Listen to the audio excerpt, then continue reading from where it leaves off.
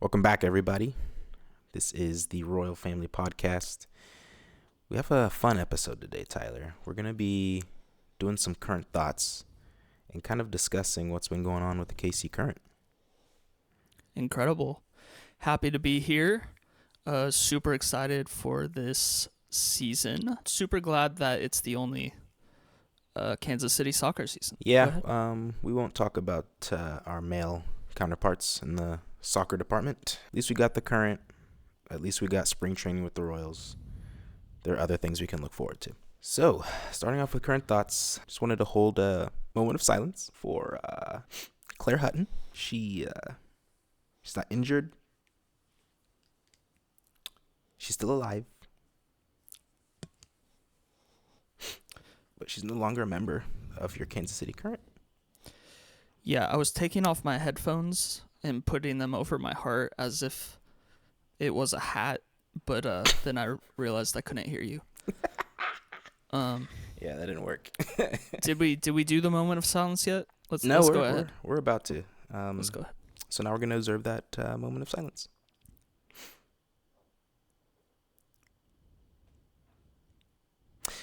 Thank you, everybody. Why are we doing that moment of silence? What happened? Okay, I should probably back up for those that don't know. It's been an emotional few weeks, but Claire Hutton, our superstar midfielder, was traded away to Bay FC. Well, hold on. I wouldn't call her mid. I thought she was pretty good. Yeah, no, she's more than good. She was, like I love to say, she was a tank. Everybody's a tank to this guy. Not everybody. You got to be really good at your job to be considered a tank. But anyways, Claire was traded away to Bay FC. Could you go into a little bit of how nwsl trades work? Yeah, so it kind of follows along with kind of European soccer and the more global, I guess, process of what they call transfers. 2 times per season in the summer, 2 times per year, in the summer and in the winter, there's what you call a transfer window.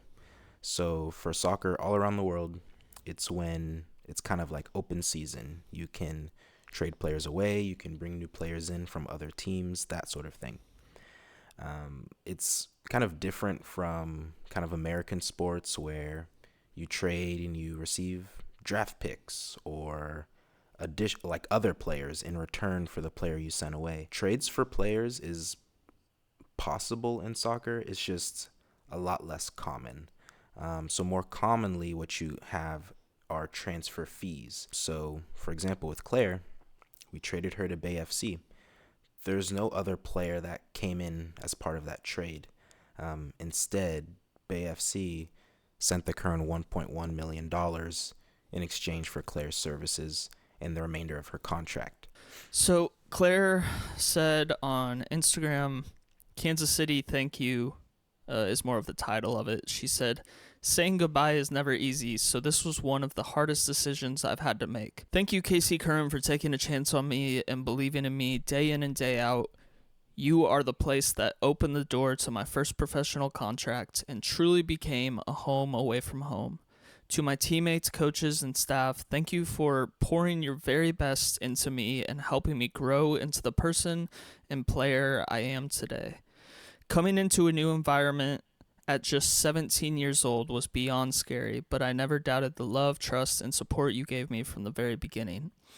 You've become part of my family, and I'll cherish that forever. To the city and the amazing fans, thank you for welcoming me with open arms and making me feel seen. I hope I was able to leave an impact on you just as you did on me. I will always be grateful for the opportunity to play for this city. Thank you, Kansas City.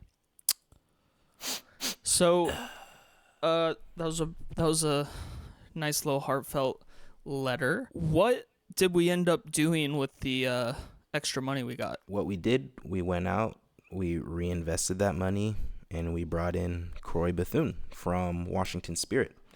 Her transfer fee was, I think, right at $1 million.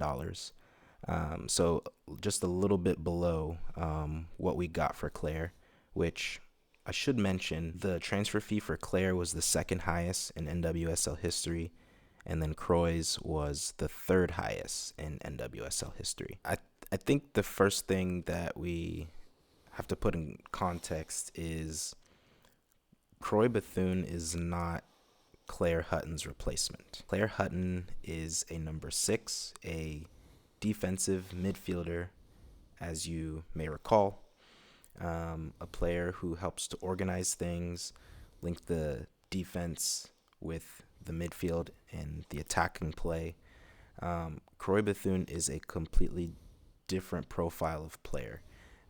She is an attacking midfielder. You can put her on the wings. You can put her in attacking midfield. She has pretty good versatility from what I've seen in her performances with Washington Spirit. She's got pretty good pace. She's got a good eye for the ball, and finding her teammates in open positions. So I think that she will help this team as a whole. But another question mark that her coming in brings is, what's that attacking lineup going to look like? Because we have a plethora of options, but also who is going to be that centerpiece in the 6th position to take over Claire's old job? I have some, I guess, theories as far as what I think may or may not happen, but definitely time will tell. But I think in the immediate, I think you have another dangerous attacking option that's just going to further help the team offensively. Like I mentioned, not having Claire here, you have to find somebody to step into that 6th position. Right now, if you look at our roster and kind of who played last season whenever Claire was unavailable, which wasn't very often but still happened, that was Rocky Rodriguez. She is a very experienced player. Number 6 position is her natural position. She brings toughness to the midfield. But my thought potentially is, well, maybe we let Lola Bonta play in that 6th position.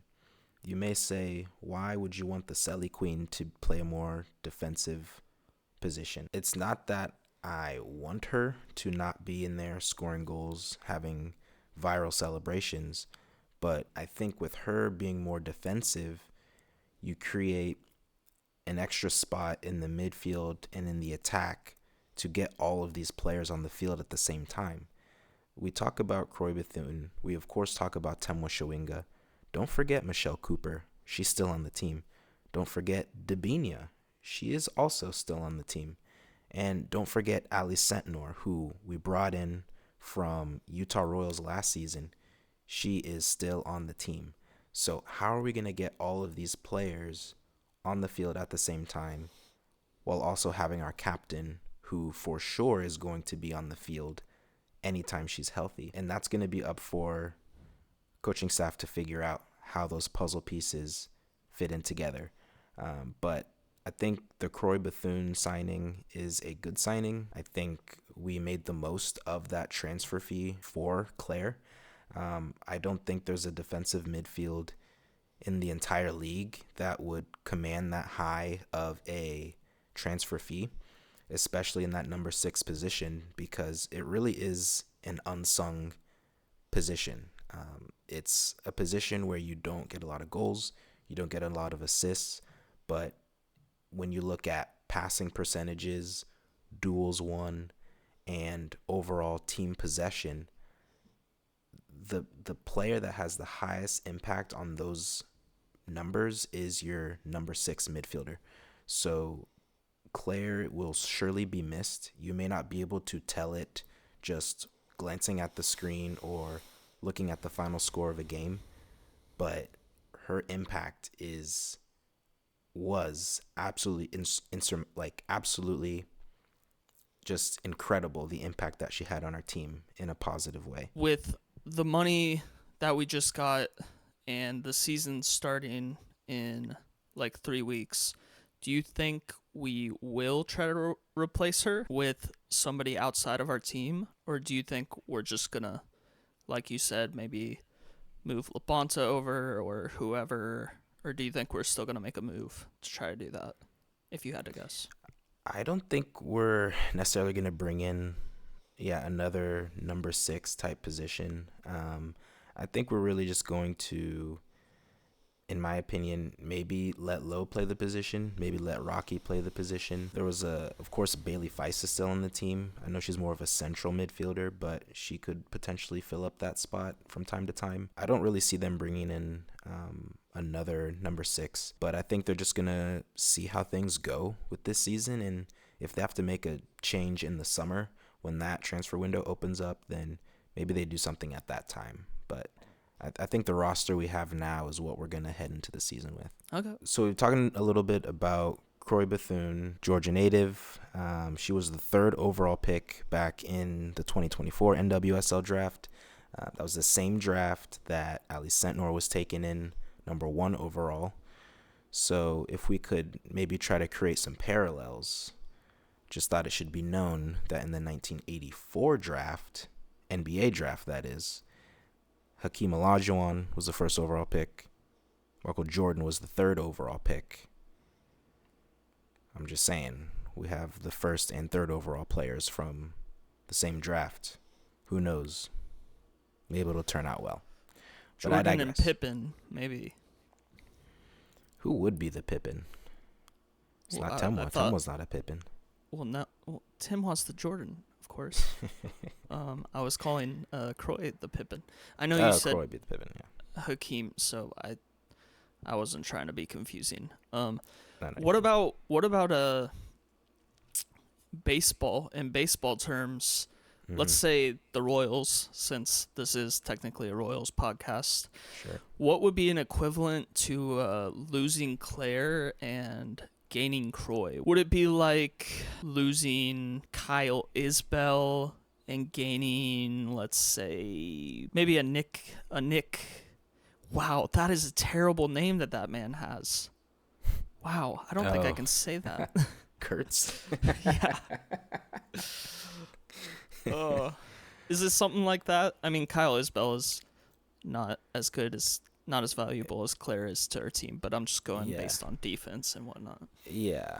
It would be really hard to create an exact, I guess, parallel, but with the current team, I would say it would be actually, like, let's say Michael Garcia maybe is a better one. That was where I was gonna go. I would say if Michael had the same production, but was like 5 years younger, and then gaining a guy like Nick Kurtz, or which you can say. Yeah. In more historical terms, it would be like trading away Zach Greinke, but in some type of alternative universe, bringing in Johnny Damon as a young guy. So, yes, you're getting rid of immensely talented young piece, but you're gaining an equally talented young piece. Speaking of which, I hear Croix is a pretty big baseball fan, right? You know, I think she may have been once upon a time. I don't know if she would be anymore. Some of you, why is that? Yeah. No, go ahead. Oh, sorry. I went down the wrong pipe. Go ahead. Good. So some of you may have heard of the name Croix Bethune. It already is a very unique name. You may have heard of her from her time with the Spirit. You also may have heard of her during her rookie season. She absolutely came in and hit the ground running, but her season was ended short. And that's because when she threw out the first pitch at a Washington Nationals game, she tore her meniscus. Now, I've watched the video of said incident. I had to watch it a few times. I could not identify exactly when or how she tore it, but it was definitely a freak accident and really a disappointing way for her to end that season. And it really took her a bit to come back from that. But I think you really saw her get back to her best last season, where she was the 2025 NWSL Best 11 second team member. And she had just an immense impact on the Spirit, especially when Trinity Rodman went out with injury. Croix Bethune was really that attacking presence that helped keep that team in there in terms of goal scoring and providing dangerous opportunities. I think if I'm going to kind of move on to my overall thoughts on the trade, I think the best was made out of a difficult decision. So, of course, having Croix with Temois, with the rest of the attacking pieces, I think will make a big difference. And I think not only is it her goal scoring capabilities, but Croix is a very good passer. If you look at a lot of her highlights, it's her movement with and without the ball and being able to put her teammates in positions to get in on goal. I think it was a season or two ago, she had, I believe, 10 assists during the course of the season. So she is very effective at finding individuals in open positions. And I think this is going to help Ali Sentnor so much, because when you look at last season with Ali Sentnor coming over from Utah Royals, a team where she, for all intents and purposes, she had to do everything. Like, she had to provide that energy moving forward. She had to pick out the right pass. She had to be the one to take chances and make moves in on goal. And I think it was hard for her coming into the team last year to being able to decide, okay, what are situations where it'd be better for me to hold onto the ball a bit longer instead of finding that perfect pass immediately, or when would be a good moment to dribble a little bit and then pass it and give my teammates that opportunity to advance the ball further. I think playing with someone like Croix Bethune is going to help her immensely, because it's going to take some of that pressure off of Ali, and Ali's going to be able to get back to just her natural game, which of course is very aggressive, very attack-minded. But I think having someone else who is equally attack-minded but also a very willing and very capable passer, all of a sudden Ali can just not worry so much and just flow naturally with the game. So I think it's really going to help Ali's meshing into this team that much more. And I think you put those two powers together with a healthy Temois, with Michelle and Dabinia, and it's, again, like we've seen the last two seasons, it's an absolute offensive juggernaut. My only concern is, what are we going to do with that sixth position? Where is Lowe going to be positioned? And I have full confidence in the defense with Kayla Sharples and E-Ball and Gabby and all of them. So yeah, excited to see what we're able to do this year. So I heard we had a new coach as well. Yeah. Now, usually after teams have the best season ever in the history of the league, they don't get a new coach. So can you explain what happened there? Usually not. And obviously, moving on from Vlatko Andonovski, very experienced coach. He was with FC Kansas City, our initial franchise, before they moved. He coached the U.S. women's national team for a bit, and he came back here to KC with the current and did an amazing job. I think this is really a situation kind of like the Boston Celtics and Brad Stevens, where you have an amazing coach who knows everything technically, who understands player management, who gets on well with the players, from all we've been able to tell, but for whatever reason just can't quite get the team over the hump. So they move him into a more player management GM sort of role, which is kind of what we did with Vlatko. I think he's like the senior, I don't even know what his title is. He's like the senior, or no, he's just a sporting director, which works with the general manager as far as player personnel, things like that. So he definitely would have had a hand in us trading away Claire and bringing in Croix Bethune. But Chris Armas, he, former MLS player, spent time with the U.S. men's national team. He's had a pretty interesting coaching career as well. He most recently coached New York Red Bulls for a couple of seasons before they parted ways. And he hasn't coached women's soccer on this level, but he did spend, I think, 4 years coaching Adelphi University, their women's team. So he has coached a women's team, although not at this level. And he has had some coaching success. And if I'm being honest with you, this announcement was made before Sporting Kansas City signed Raphael Wicki. And honestly, had Sporting hired Chris Armas, I would have been pretty happy with that hire. But I think him coming into the Current, I think it's an exciting proposition. Of course, we'll have to wait to see how well he'll do, but I'm really excited. It seems like the board and the owners were very high on him for them to bring him in, and I'm just excited to see what he's able to do. I want to hear more from our viewers, our listeners, what they think. What do you guys think about sending Claire away? What do you think about bringing Croix Bethune in? What do you just think about this offseason in general? What would you rate it? Obviously, this is still kind of a new team for us in Kansas City. Like, we had a women's team, but when we built the stadium for the Current and we did the change and rebranding, it got so much bigger. So we're still kind of trying to find that audience that's out there, and we want to hear from you. Give us your thoughts in the comments. Good luck to the Current this season, and we'll be following them throughout the season. Of course, we'll be following the Royals, but it'll be interesting to see what the Current are able to do this season, and look forward to following along with you all. Yeah, awesome. See ya next episode.